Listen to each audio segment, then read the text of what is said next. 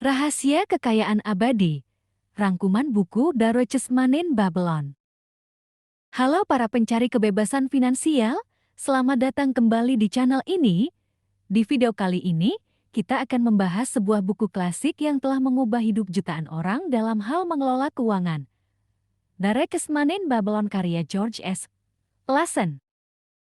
Buku ini tidak hanya menyajikan cerita yang menarik tentang kehidupan di kota Babilonia yang makmur, tapi juga pelajaran berharga tentang bagaimana membangun kekayaan yang relevan hingga saat ini.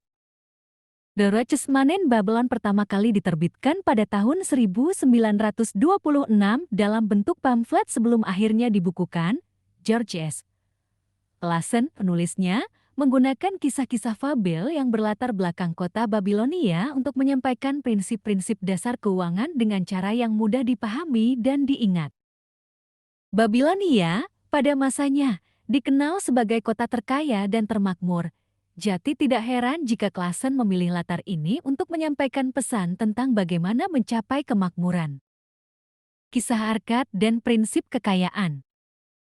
Inti dari buku ini berpusat pada kisah Arkad, seorang juru tulis biasa di Babilonia yang berhasil menjadi orang terkaya di kota tersebut. Bagaimana caranya? Melalui nasihat bijak dari Algamis, seorang pemberi pinjaman uang yang kaya raya.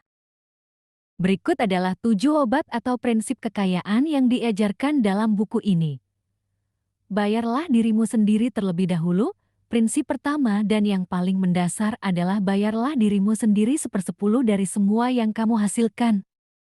Ini berarti, sebelum kamu membayar tagihan atau pengeluaran lainnya, sisihkan minimal 10% dari pendapatanmu untuk tabungan dan investasi masa depanmu. Anggap ini sebagai bayaran untuk diri kamu sendiri atas kerja kerasmu. Kendalikan pengeluaranmu. Menyisihkan uang saja tidak cukup jika kamu tidak bisa mengendalikan pengeluaranmu. Buatlah anggaran dan bedakan antara kebutuhan dan keinginan. Kendalikan pengeluaranmu. Catat setiap pengeluaran dan cari cara untuk mengurangi pemborosan.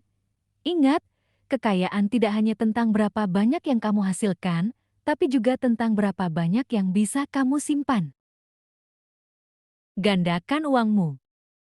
Uang yang kamu simpan tidak boleh hanya diam, investasikan uangmu dengan bijak agar bisa bekerja dan menghasilkan lebih banyak uang. Pelajari berbagai jenis investasi dan pilihlah yang sesuai dengan profil risiko dan tujuan keuanganmu. Ingat, semakin cepat uangmu bekerja, semakin cepat kamu mencapai kebebasan finansial. Lindungi kekayaanmu dari kerugian.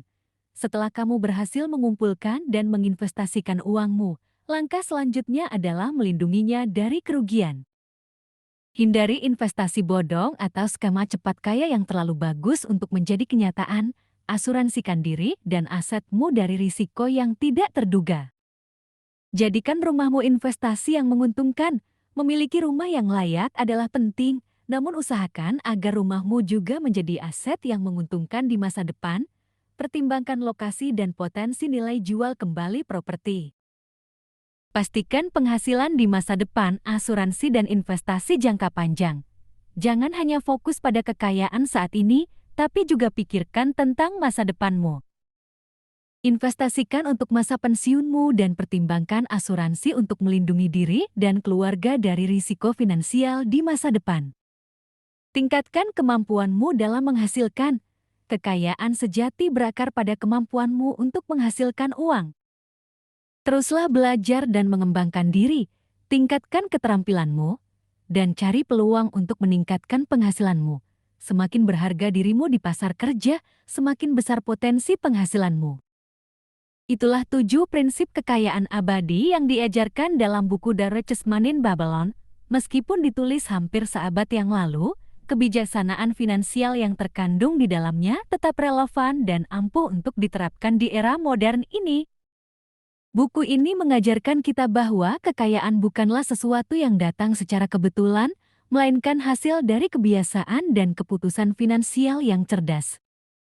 Jangan lupa untuk like video ini, subscribe ke channel kami untuk konten-konten menarik lainnya tentang keuangan dan pengembangan diri, dan tuliskan di kolom komentar pelajaran apa yang paling berkesan bagi kalian dari rangkuman ini.